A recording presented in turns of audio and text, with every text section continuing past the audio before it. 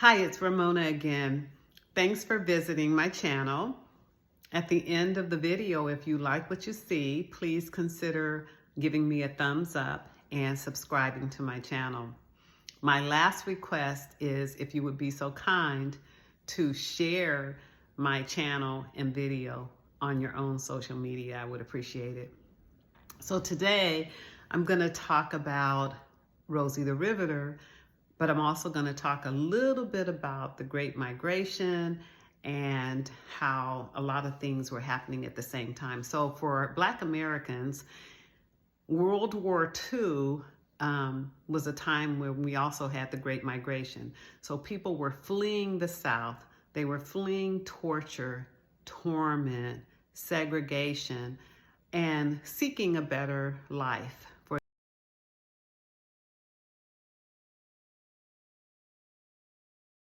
themselves and their families. And that's very common, right? We have people who leave other countries and come to America because they're looking for better opportunities, better life for themselves and their families. No different for us. Everybody wants what's best for themselves and their families. And we're no different from any other group of people in that regard. So one of the differences is that we were already in this country, right, since the 1600s, actually probably the late 1500s. So we've been here, but we were here, and many times it was stressful and under duress. So we had an opportunity to seek new opportunities, and we took advantage of that. So that is called, for those of you who are not familiar, because once again, this is not something that's taught in school. This is not something that's you're going to read about in your K through 12 history books. They don't really talk about the Great Migration. So, and that's unfortunate because it is American history and it's one of the things that's left out.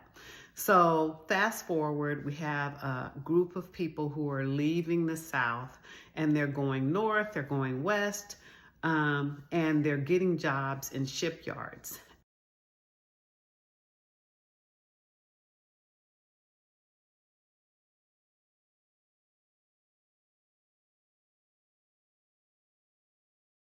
And the men are being sent off to war. So oftentimes our men are on the front lines. They're being sent to, in this case, it was World War II. So they were probably being sent to Germany and maybe some areas across Europe.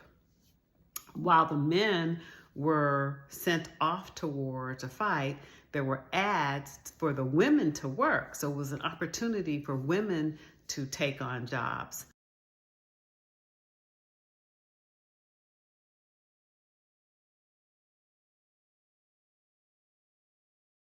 So now I'm going to connect the Rosie the Riveter. So we have an iconic image of a woman, and you're going to see her picture in this video.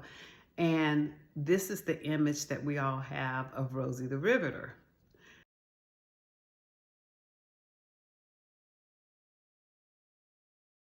So as it turned out, the image of Rosie the Riveter that we all see, and is, many times in classrooms today, you still see this image of Rosie the Riveter, who, by the way, was painted by a gentleman named, I believe his name was Howard Miller, J. Howard Miller. But the original Rosie that was painted was by Norman Rockwell, who's a famous painter, and a lot of his art would appear on the Saturday Evening Post magazine.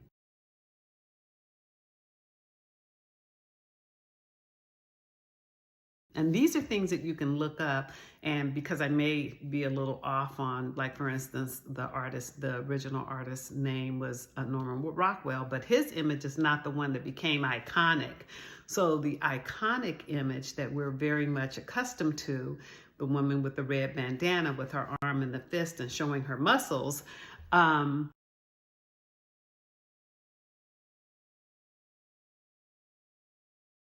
was an ad campaign that the government used to recruit women to help in the war effort. The women worked in the shipyards, as I mentioned before, while the men went off to work.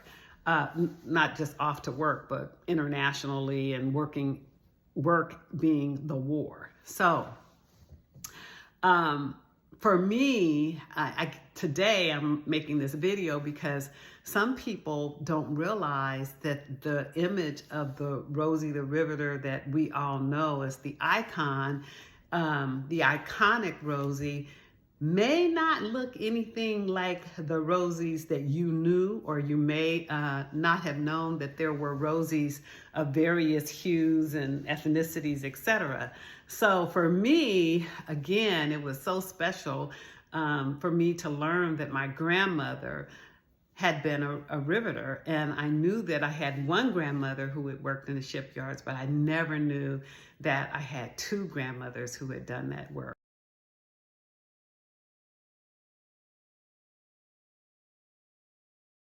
And I believe my mother's family, well, most likely I would say both, my dad and my mother's family both migrated from the South.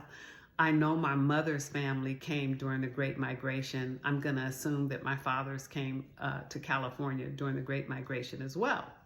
So I would challenge you, if you're watching this video, to ask some of the older people and the elders of your family, if you happen to be in New York or Chicago or any cities throughout the United States where folks have come, like you're in California, you might find out, when did your parents come to California, or when did their parents come to California, or when did they go to Chicago or New York or Boston, or, you know, all the cities that are north? When did they go to those places, and what brought them there? What was the thing that made them leave the South, if they were in the South?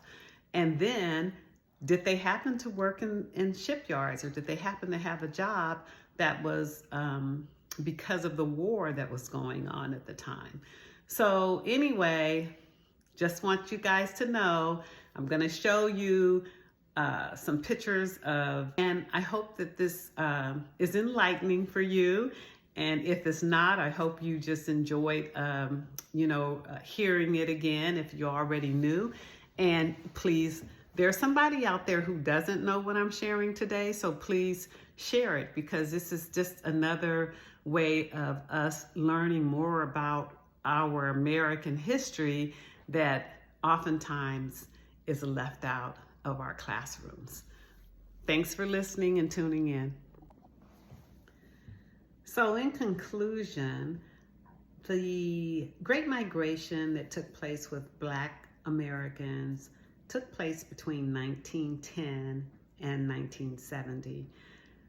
I focused today on the folks that were migrating during wartime, and I suspect that that was one of the times when the greatest number of people may have migrated. I can't verify that, but I do know that that was one of the reasons that people migrated to the North and to the Midwest and to the West, and it was for job opportunities, and also to leave the torturous South and Jim Crow. So I just wanted to say that during that 60-year period, roughly between 1910 and 1970, there were over 6 million Black Americans that left the South to move to those other areas. So, and again, I share this because it's a history that's our history in America that was not taught when I was in K through 12, or in college for that matter, in any social science courses, social studies, history. And so it seems to be, again, a part of American history that's just kind of left out. So I'm here to bring it forward. So in any case, I want to say thanks for listening. And again, as you know, I mentioned before that this is important to me and has a special place in my heart because both my grandmothers were riveters. And during the 40s, of course, when they were recruiting for riveters, my grandmother's images were not a part of the advertising, and later the icon that we are all accustomed to, the Rosie, iconic Rosie. One would think that we were not present if you only went by the image of the iconic Rosie. So I just wanted to bring it forward and just want to say thanks. So thanks for listening, and definitely please feel free to share my video, share my channel, and this story. Okay, take care. Bye.